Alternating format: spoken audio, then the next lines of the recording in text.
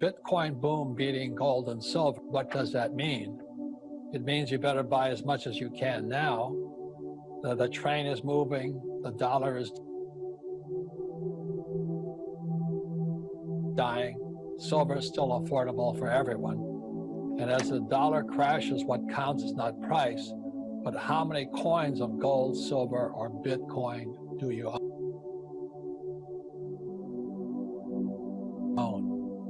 And why I sent this here is because I first started buying silver in 1964 when I was 17 years old. And the reason is I didn't know. I was a kid, a high school kid, and I saw this little copper tinge around the dimes and the quarters and the half dollars. I didn't know what that means, but there's a law called Gresham's Law. And Gresham's Law says there's something that we as human beings know what's real or fake. And apparently as a kid, I kind of knew that anything with a copper tinge around the silver, the dime, quarter, or half dollar was fake. So I used to caddy for the golf. I played golf, so I caddied to make money to pay for my golf. And I would take my caddy money and I'd take it into the bank and I trade it in for rolls of dimes, quarters, and half dollars, and I'd go through the coins. And if I saw anything with copper on it, I'd kick it back. And then I'd rewrap them and take it back to the bank with extra money. So I did that for about a year. I just kept collecting dimes, quarters, and half dollars. And I had this whole bag of what they call bulk silver today. But I just kind of knew it was fake. And then I went off to school in New York. And when I came home, my mother spent it. She apparently did not know the difference between real silver and fake silver, but that's where our family was poor. But anyway, then in Vietnam, I got to Vietnam in January 1972, and as soon as I got there, my rich dad sent me a letter, but those was snail mail. I mean, it took a long time the mail to get to you. And he says, watch out. He says, the world's going to change. Nixon took the dollar off the gold standard. And I didn't even know what gold was because we weren't allowed to own gold. In 1933, I believe it was illegal for Americans to own gold. So I didn't know what gold was. So my co-pilot and I fly behind enemy lines because the North Vietnamese army had run south and the gold mine was in its way. So we're flying behind enemy lines, and that's when gold was at $35 an ounce in 1971. And by the time I got to the gold dealer at this gold mine, it was a little Vietnamese woman with red teeth. And I tried to buy gold from her at a discount.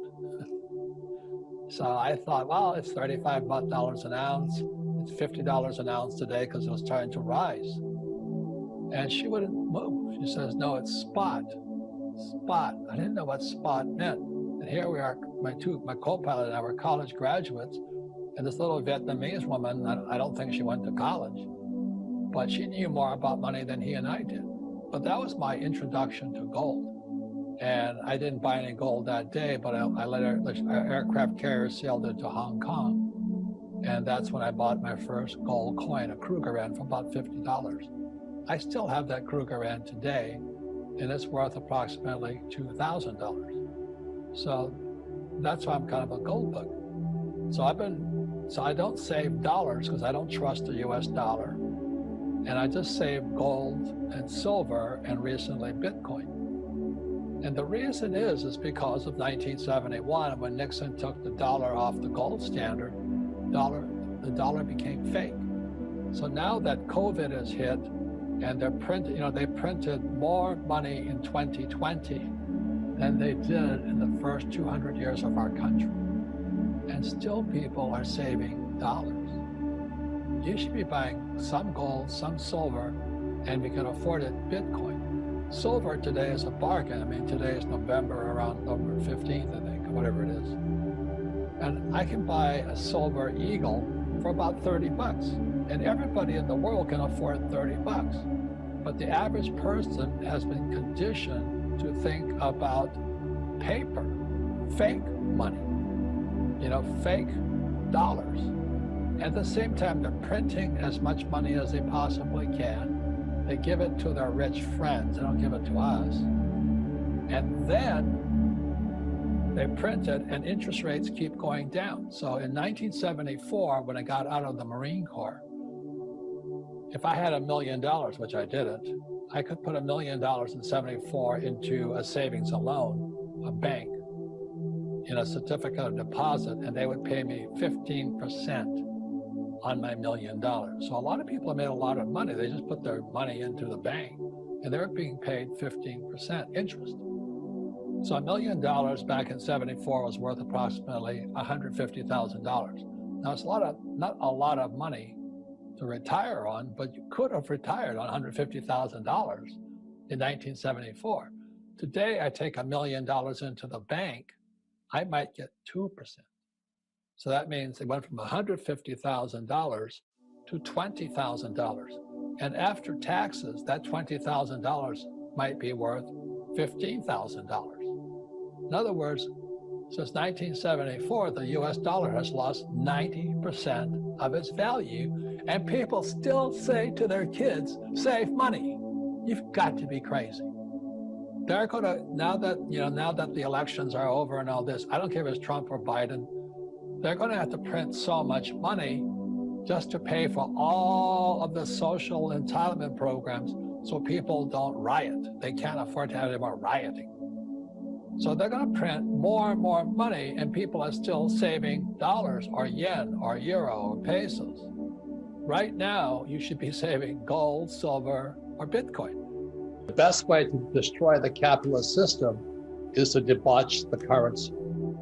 So what they do was when they print all that money, and the next guy here, another favorite of mine, I'm a former US Marine, and what Marx said is that there was only one way to kill capitalism, and that is by taxes, and more taxes. So you look at what Biden's proposing, he's going to print $4 trillion, and he's going to raise taxes. So what they're trying to do is stimulate inflation, but that makes it harder for the poor and middle class to survive. And so they feel good. They get this free check, it's going to be universal basic income, or MMT, which I call a Marxist monetary theory. It's bad money. It has never worked throughout history. And as when you and I talk about Zimbabwe was the breadbasket of Africa, country in Africa. And it used to be a Rhodesia named after Cecil Rhodes. And the moment Mugabe started printing all that fake money in Zimbabwe went from being the richest country in Africa to the poorest. That's a very good question, because it's always the entry point. Like, I bought Bitcoin at 9,000 and I thought I was being fleeced. But the reason I bought it at 9 was because COVID shut down the world economy. So I thought it was pretty, when they started printing, so I bought Bitcoin at 9. I wish I'd bought it at 10 cents, like a lot of people did. But now I look like a genius, because today it's around 55,000. This is April 2021. And I think it's going to go to 1.2 million in 5 more years. So I'm still advocating it all. I prefer gold and silver, I do, because Bitcoin is still untested. But I have the wherewithal to withstand the hit if it goes down. But gold and silver are God's money. I know, because I've traveled the world looking for this stuff. And I've been in the Andes, I've been in Mongolia, been in Argentina. I was just in Park City, which is a silver mining place.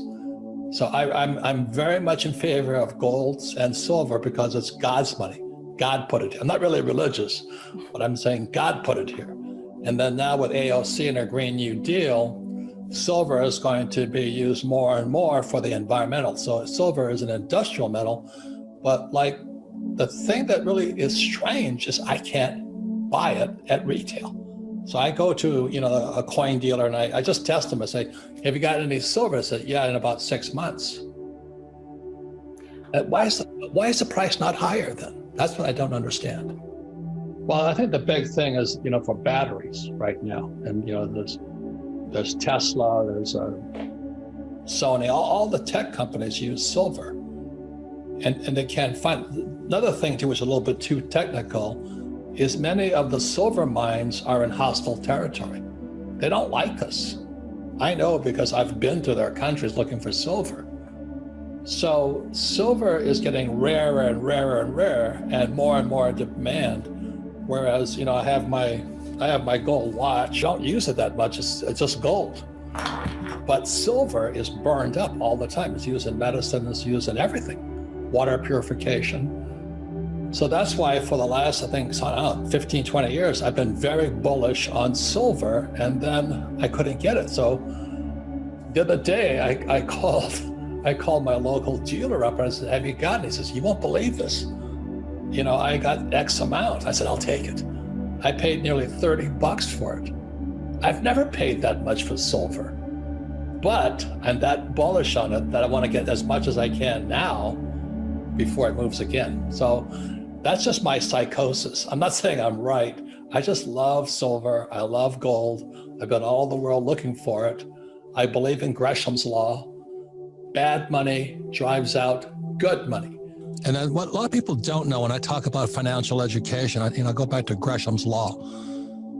And Gresham's law says when bad money enters, good money goes into hiding.